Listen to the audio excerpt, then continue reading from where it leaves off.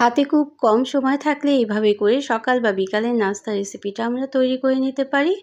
আসসালামু আলাইকুম, আমন্ত্রণ রইল আজকের রেসিপিটি দেখার জন্য। আশা করছি কাছে দূরে সবাই অনেক বেশি ভালো আছেন। এই নাস্তাটা মাত্র 1 কাপ চালের গুঁড়ো দিয়েই আমরা তৈরি করে নিতে পারবো এবং যেমনি সহজ।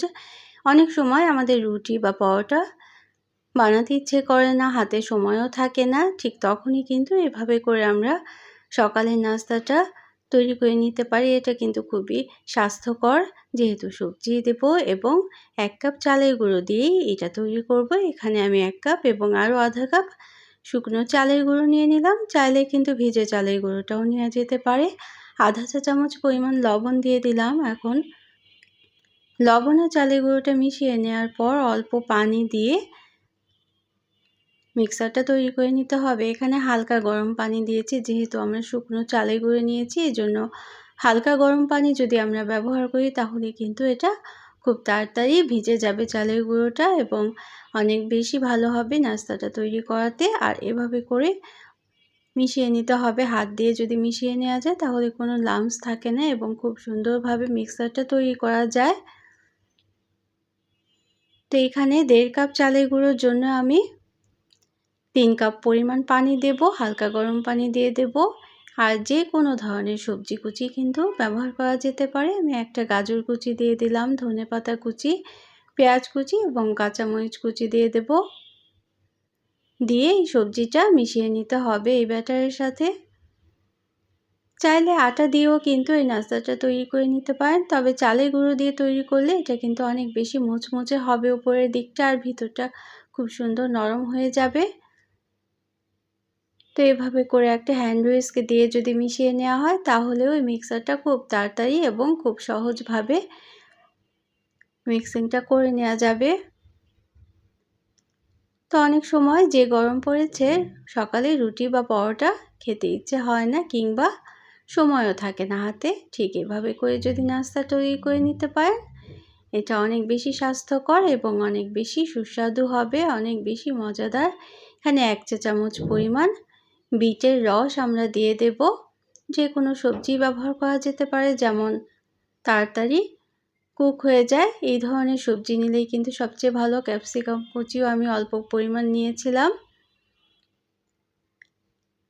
এবং বিটের কুচিও কিন্তু নেওয়া যেতে পারে, গ্রেট করা বিটও নেওয়া যেতে পারে। আর মশলা দিয়ে দিয়েছিলাম 1 চা চামচ পরিমাণ জিরে গুঁড়ো এবং চিলি ফ্লেক্সও দিয়েছিলাম ব্যাটারটা তৈরি করার সময়। এখন একটা প্যান গরম করে নিয়েছি চুলোতে। প্যানটা খুব ভালোভাবে গরম করে নিতে হবে এবং ঠিক হাই আঁচে এই ব্যাটারটা ছড়িয়ে দিতে হবে। 2 স্পুন পরিমাণ ব্যাটার আমি দিয়ে দেব। তো প্যানটা চুলায় দিয়ে প্রথমে হাই আঁচে প্যানটাকে গরম করে নিতে হবে। ঠান্ডা প্যানে কিন্তু দেওয়া যাবে না, তাহলে লেগে যেতে পারে এবং নাস্তাটা উঠানো যাবে না। এটা কিন্তু খেয়াল করতে হবে। যখন হাই আঁচে প্যানটাকে খুব ভালোভাবে গরম করে নেব এবং তারপর 1 চা চামচ পরিমাণ তেল, যে কোনো ধরনের সাদা তেল আমি গ্রিস করে দিয়েছিলাম এই কড়াইয়ের মধ্যে বা প্যানের মধ্যে। তারপরেই কিন্তু ব্যাটারটা দিয়েছিলাম। ব্যাটারটা দেওয়ার পর ঢেকে দিয়েছিলাম। 3 থেকে 4 মিনিট ঢেকে দেওয়ার পর অল্প পরিমাণ তেল ছড়িয়ে দিলাম চারদিকে এবং ঢাকনাটা খুলে নিলাম। তখন কিন্তু এক পিঠ ভালোভাবে হয়ে গিয়েছে। তেলের পরিমাণটা কিন্তু আর একটু কমও দেওয়া যেতে পারে এবং তারপর উল্টে দেব। একদিক যখন খুব ভালোভাবে হয়ে যাবে, অর্থাৎ নাস্তাটা যখন একটু শক্ত হয়ে যাবে, ঠিক তখনই কিন্তু উল্টাতে হবে। যদি নরম থাকা অবস্থায় উল্টানো হয় তাহলে কিন্তু ভেঙে যেতে পারে। এই বিষয়টা কিন্তু অবশ্যই খেয়াল করতে হবে এবং উল্টে দেওয়ার পর এই পিঠটাও কিন্তু খুব ভালোভাবে মুচমুচে করে ভেজে নিতে হবে। যেহেতু আমরা তেল দিয়েছি, হালকা তেল দিয়েছি, এজন্য কিন্তু খুব সুন্দরভাবে মুচমুচে করে এই নাস্তাটা তৈরি করে নেওয়া যাবে। আর দারুণ কিন্তু জালিদার একটা নাস্তা তৈরি হয়েছে। যেহেতু আমি চালের গুঁড়ো দিয়ে আমরা তৈরি করেছি, এজন্য কিন্তু কোনো বেকিং সোডা কিংবা বেকিং পাউডার কোনো কিছুরই দরকার নেই। ঠিক এভাবে করেই জালিদার নাস্তা তৈরি করে নেওয়া যাবে এবং সবজি দেওয়াতে এবং হালকা মশলা দেওয়াতে এটা কিন্তু দারুণ সুস্বাদু হয়ে যায়। যে কোনো চিকেন বা সবজির সাথে অথবা ডিমের যে কোনো রেসিপির সাথেই কিন্তু, অথবা যে কোনো সসের সাথেই, চাটনির সাথেও অনেক বেশি ভালো লাগে এরকম করে। তো আমি পরপর কয়েকটা দেখিয়ে দিচ্ছি। এভাবে করে ব্যাটারের ঘনত্বটা ঠিক এরকম হবে, না খুব বেশি পাতলা এবং না খুব বেশি ঘন। যে কোনো আটা, ময়দা কিংবা সুজি ছাড়াই মাত্র চালের গুঁড়ো দিয়েই 1.5 কাপ পরিমাণ এই নাস্তাটা তৈরি করে নেওয়া যেতে পারে।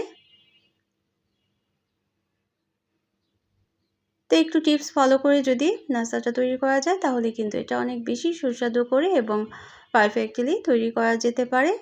তো এখন উল্টে দিতে হবে এবং উল্টানোর সময় একটু সাবধানে উল্টাতে হবে এবং নিচের দিকটা যাতে লেগে না যায় এজন্যই কিন্তু আমরা আগে তেলটা গ্রিস করে দিয়েছিলাম। একটা ব্রাশের সাহায্যে কিংবা যে কোনো স্পুনের সাহায্যে কিন্তু এটা করে নেওয়া যেতে পারে।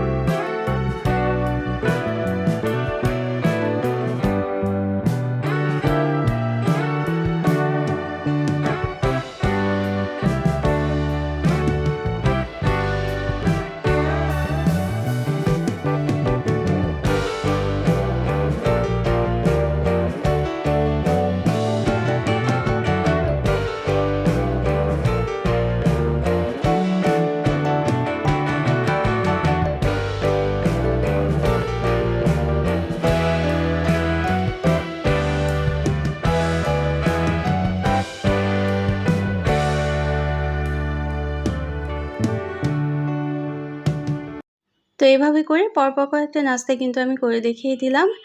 সকালে যখন খুব তাড়াহুড়ো থাকে বাচ্চাদের স্কুলের টিফিনেও কিন্তু এভাবে করে তৈরি করে দিয়ে দিতে পারেন। এই পর্যন্ত যারা দেখলেন একটা লাইক দিতে ভুলে গিয়েছেন অবশ্যই একটা লাইক দিয়ে দিতে পারেন, প্রয়োজনে কমেন্ট করতে পারেন এবং শেয়ার করতে পারেন ফ্রেন্ডস অ্যান্ড ফ্যামিলির সাথে। আর যারা প্রথম ভিজিট করছেন তারা চাইলে চ্যানেলটিকে সাবস্ক্রাইব করে বেল বাটনটাকে একটা প্রেস করে রাখবেন, তাহলে নোটিফিকেশন পেয়ে পরবর্তী রেসিপিগুলো দেখে নিতে পারবেন। আর যারা সবসময় কমেন্ট করছেন সাথে থাকছেন তাদের জন্য রইল অনেক অনেক ভালোবাসা, অনেক অনেক শুভকামনা। আর এভাবে করে যদি নাস্তাটা তৈরি করেন তাহলে কিন্তু আমাকে অবশ্যই কমেন্ট করে জানাতে পারেন কেমন লাগলো। আর অন্য কোনো দিন অন্য কোনো রেসিপি নিয়ে আসবো। সে পর্যন্ত সবাই অনেক বেশি ভালো থাকবেন। আমরা সবাই সবার জন্য দোয়া করব। Thanks for watching. আল্লাহ হাফেজ।